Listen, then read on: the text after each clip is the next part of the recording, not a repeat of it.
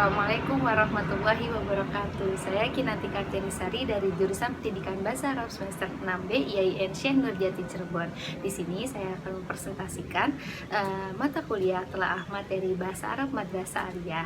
Nah, hari ini saya akan membahas tema makna dan kedudukan kompetensi inti dan kompetensi dasar mata pelajaran Bahasa Arab Madrasah Aliyah. Sebelum saya ke materi inti, di sini saya akan menjelaskan pendahuluan tentang cakupan daftar isi. Cakupan daftar isi terbagi menjadi tiga. Yang pertama kompetensi inti, kompetensi dasar, dan tingkat kompetensi. Lalu di tingkat kompetensi ini terbagi lagi menjadi tiga. Yang pertama tingkat pendidikan anak atau TK dan RA. Lalu tingkat pendidikan dasar itu ada SD atau MI atau yang sederajat, dan MTS atau SMP atau yang sederajat, dan tingkat pendidikan menengah ada SMA atau aliyah atau MA atau yang sederajat. Nah, kompetensi dasar itu sendiri itu mencakup banyak, yaitu termasuk ruang lingkup.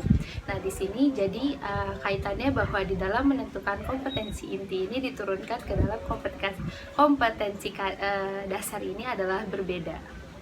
Baik, di sini kita akan membahas makna kompetensi inti atau KI. Kompetensi inti merupakan terjemahan atau operasionalisasi standar kompetensi kelulusan dalam bentuk kualitas yang harus dimiliki oleh peserta didik yang telah menyelesaikan pendidikan tertentu atau jenjang pendidikan tertentu.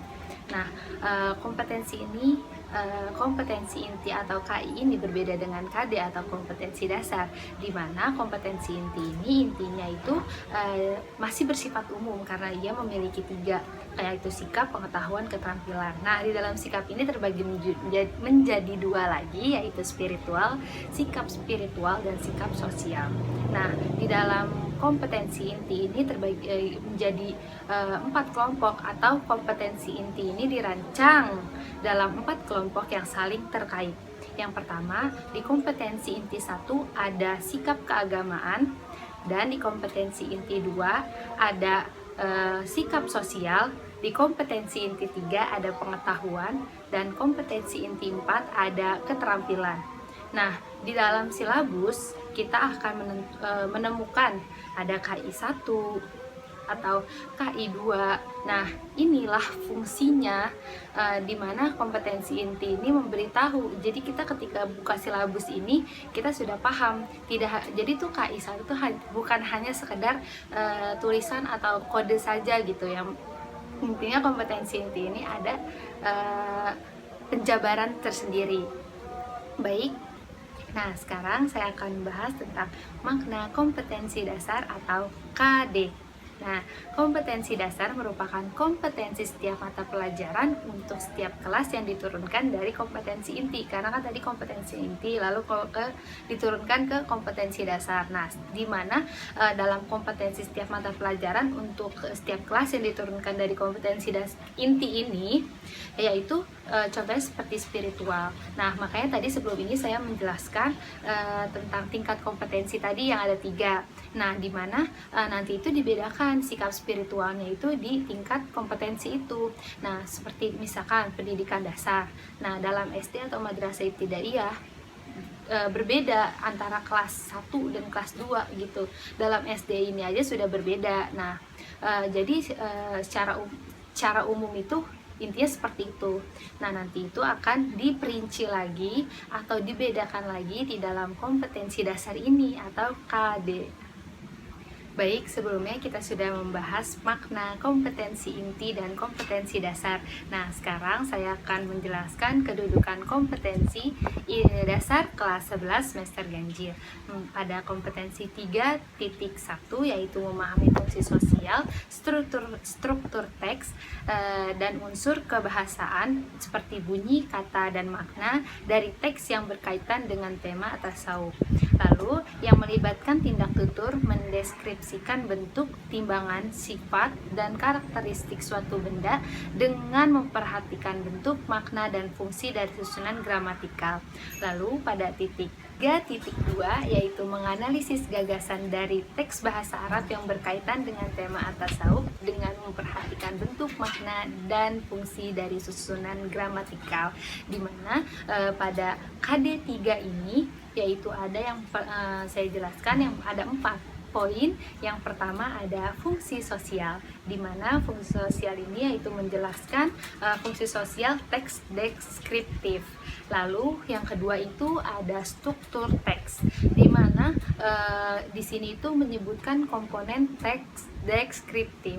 Dan ada yang ketiga adalah unsur bahasa, yaitu dibagi menjadi 2 lagi. Yang pertama itu ada mengingat kosakata terkait tema tersebut, dan yang kedua itu menganalisis adat dan ma'dud dari sebuah kalimat, dan yang keempat itu ada tindak tutur.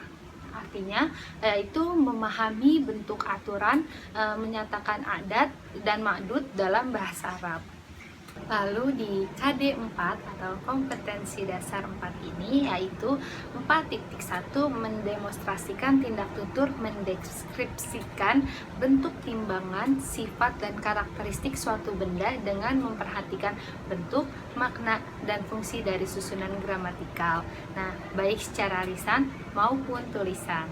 Lalu pada 4.2 menyajikan hasil analisis gagasan dari teks bahasa Arab yang berkaitan dengan tema at-tasawuf dengan memperhatikan bentuk, makna, dan fungsi dari susunan gramatikal baik secara lisan maupun tulisan.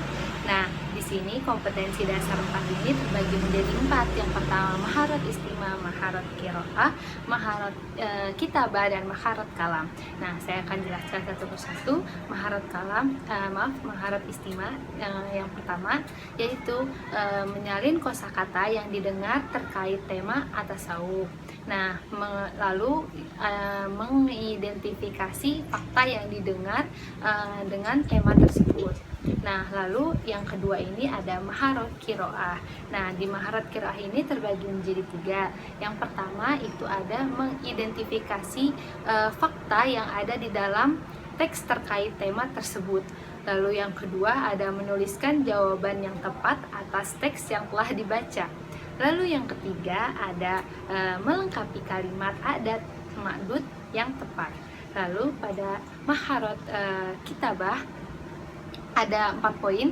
Yang pertama itu menyalin adat dan ma'dud yang tepat dari angka tersebut. Lalu yang kedua itu ada dari angka yang tersedia. Lalu yang kedua ada menggabungkan kata menjadi kalimat yang tepat. Nah, maksudnya yang ketiga adalah mengurutkan kata menjadi kalimat. Lalu yang keempat ada menyusun kalimat menjadi paragraf teks deskriptif. Dan yang terakhir yaitu maharat kalam. Nah, di dalam maharat kalam ini terbagi menjadi 2 poin lagi. Yang pertama ada melakukan dialog tentang at-tasawuf sesuai dengan contoh yang telah diberikan. Lalu yang kedua atau yang terakhir ada mempraktekkan percakapan secara mandiri dari gambar yang dipilih tentang at-tasawuf tersebut. Nah, baik itu saja yang dapat saya paparkan atau yang saya jelaskan. Dari saya Kinanti Kartianisari, kurang lebihnya mohon maaf. Semoga bermanfaat. Wassalamualaikum warahmatullahi wabarakatuh.